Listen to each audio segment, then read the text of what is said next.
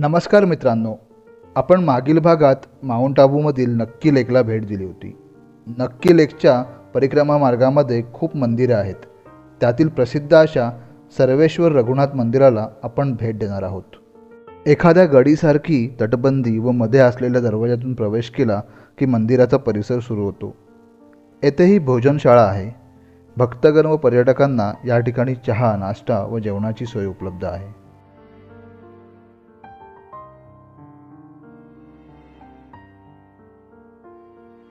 मंदिर परिसरात सत्संग भवन, महंतांची निवासस्थाने व भक्तांसाठी राहण्यासाठी निवास व्यवस्था आहे.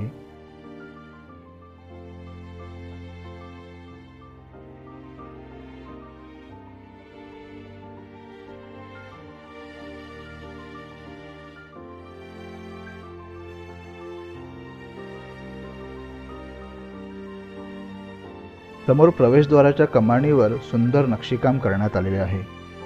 या लाकडी दरवाजामधून आपण मुख्य मंदिर परिसराकडे निघालो आहोत.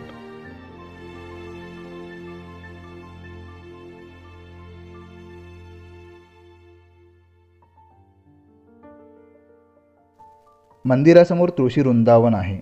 या मंदिराचे बांधकाम 14व्या शतकात वैष्णव पंथांच्या 4 संप्रदायांचे प्रमुख जगद्गुरू श्री रामानंदजींनी केले होते.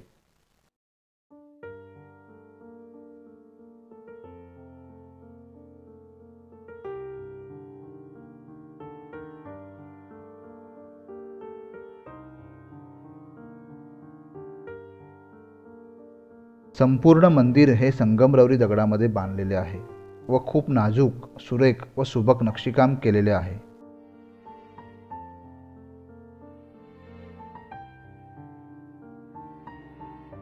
मंदिरामध्ये दर्शन मंडप व मुख्य गाभारा असे भाग आहेत. श्री सर्वेश्वर रघुनाथ मंदिर हे भगवान विष्णूंचा 7वा अवतार म्हणजेच प्रभू श्रीरामांना समर्पित आहे. येथे ते तपस्वी अवस्थेत आहेत.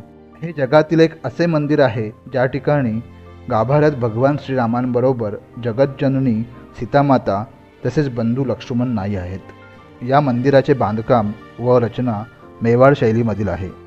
या खांबांवर सुरेख नाजूक नक्षीकाम व देवतांच्या मूर्त्या आहेत.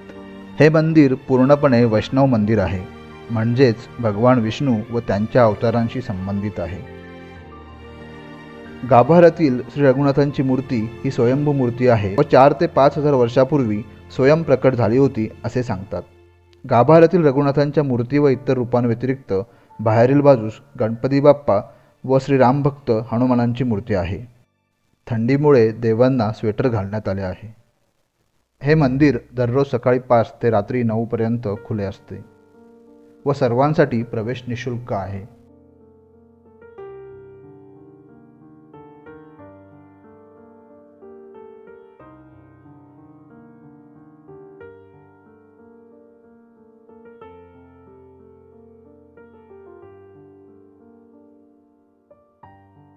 गाभाऱ्याभोवती प्रदक्षिणा घालत असताना एक विलक्षण शांतता व प्रसन्नता येथे जाणवते.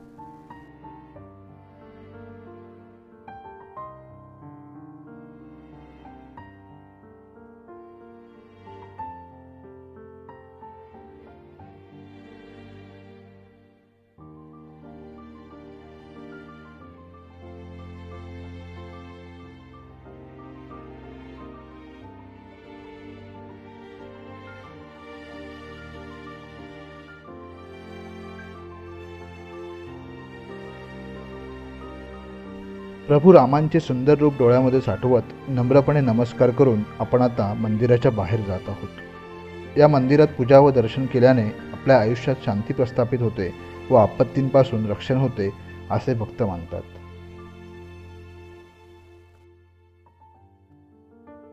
या मंदिरामध्ये सगळे उत्सव साजरे केले जातात व रामनवमी खूप मोठ्या उत्साहात साजरी केली जाते. मंदिराच्या जवळच हे फणसाचे झाड आहे.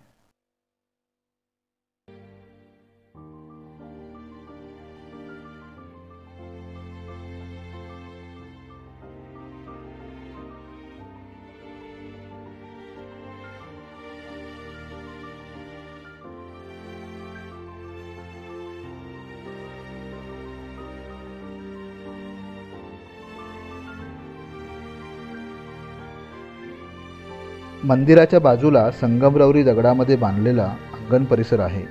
या ठिकाणावरून आपल्याला नक्की लेक दिसते व मंदिराच्या कलशाचे दर्शन देखील होते.